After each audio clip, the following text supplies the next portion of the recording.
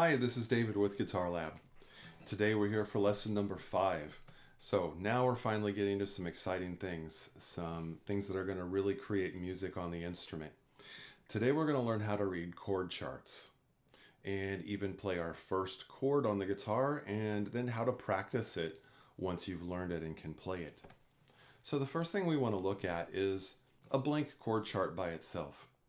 We'll see that we have lines coming down and lines going across like a grid. So the lines that are going up and down, those represent the strings on the guitar. We have 6 lines coming down, 1 for each string.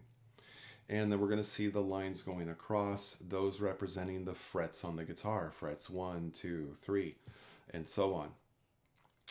Now, the way we look at this is we have the low E string on the far left and the high E string on the far right. And what we look for are bubbles on strings inside of frets. So, for example, the first chord we're going to look at is an E minor chord. We're going to see that it has a bubble on the 2nd fret of the A string and the 2nd fret of the D string. Now, over the top of these chord charts, I'm going to be putting letters that let us know what to do with each string. If we're ever playing a chord where we don't need to use the string, there'll be an X over it. If there's a string that we do use in the chord, but it just doesn't need a finger on that string, then we put an O over it, which would stand for open. It's an open string in this chord. And then over the bubbles themselves, where we do put fingers, I like to use a letter that represent each finger. So P for pinky, R for ring finger, M for middle, and I for index. And on those rare blue moon chords that we need our thumb, then we would use a T for thumb.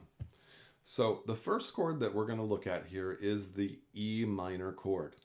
So we see we have middle finger placed on A2, and then we're going to have our ring finger placed on D2. So both have to squeeze in on the 2nd fret. We want to make sure that our fingers are behind the metal bar, behind that 2nd metal bar, and give it some nice pressure. Now with chords, you'll find right away that you need to have short fingernails on the left hand. Any length on your fingernails are going to be pushing your hand away from the fretboard, making it a bit more challenging to play. So again, that's A2 with the middle finger, D2 with the ring finger, nice pressure, and then make sure your fingers are rolled up. One common mistake a lot of people make is they'll let their fingers lay flat and then they'll bump the strings underneath where their fingers are. So to make sure that's not happening, we stand on the tiptoes of our fingers. And then the first thing we want to do is take our pick and we're going to test the chord by playing each string in the chord.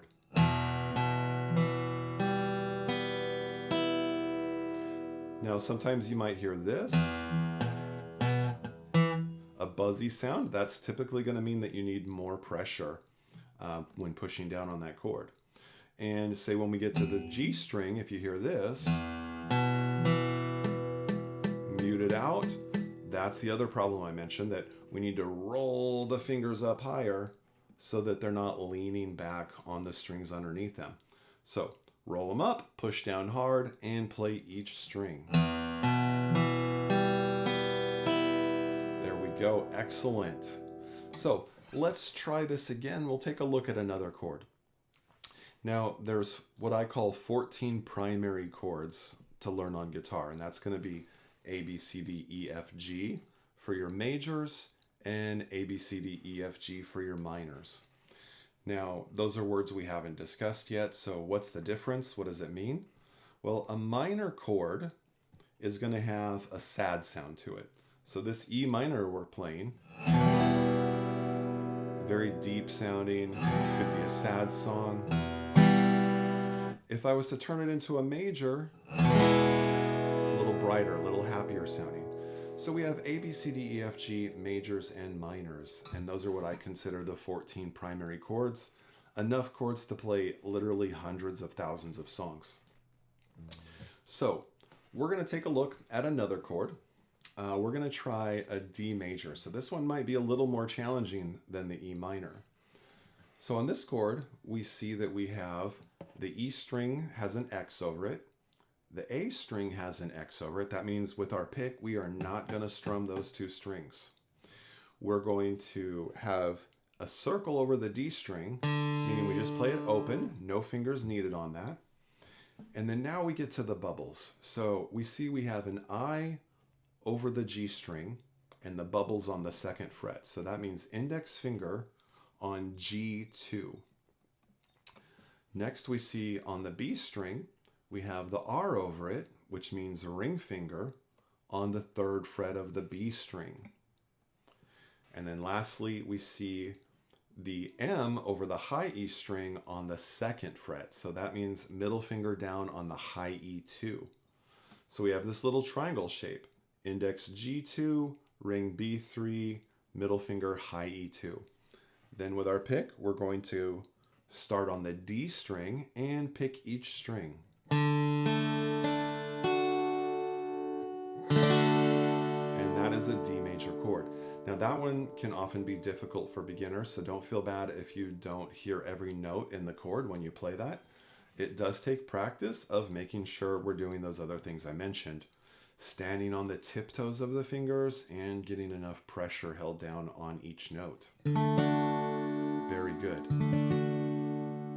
So now that we've learned a couple chords, let's talk about how we would practice a chord. So today we're just going to really focus on the E minor chord, since that is one of the easier ones to play. So we're going to go back to the other chord, and that is having the middle finger held down on the A2, the ring finger held down on the D2. And again, make sure you have good pressure and they're standing on their tiptoes. Another common mistake is a lot of people will grip too close with their palm and be touching the bottom strings. So we do have to make sure our palm is out and not touching those bottom strings. So step one for practicing your chord is what I would call picking through. We're going to pick all the way down, back up the chord again. Nice and slow.